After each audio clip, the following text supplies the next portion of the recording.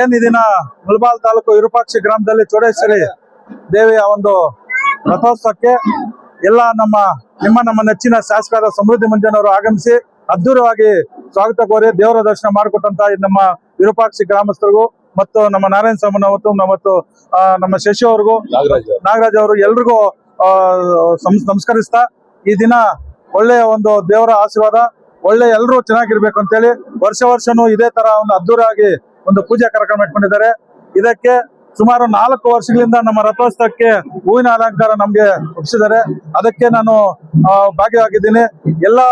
ಪ್ರತಿ ವರ್ಷನೂ ನಾನೇ ಮಾಡಿಸ್ತೀನಿ ಅಂತ ಹೇಳಿದ್ದೀನಿ. ಒಳ್ಳೆ ಒಂದು ಆ ದೇವರ ಆಶೀರ್ವಾದ ಇದ್ರೆ ಯಾವುದೇ ಒಂದು ಹೇಳ್ತಾ ಆ ದೇವರ ಹತ್ರ ಒಂದು ಅರಿಕೆ ಮಾಡ್ಕೊಂಡ್ರೆ ಎಲ್ಲ ಒಂದು ವ್ಯಾಪಾರ ಆಗ್ಲಿ ಒಂದು ಯಾವುದೇ ಒಂದು ಆಗ್ಲಿ ಒಳ್ಳೆ ಒಂದು ಆಶೀರ್ವಾದ ಇದೆ.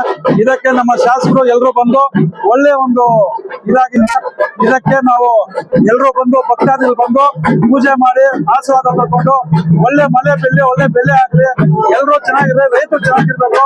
ತಾಲೂಕಿನಂತ ಎಲ್ಲ ನಮ್ಮ ಭಕ್ತಾದಿಗಳು ಬಂದು ಪೂಜೆ ಮಾಡಿದ್ರೆ ಒಳ್ಳೇದಾಗುತ್ತೆ.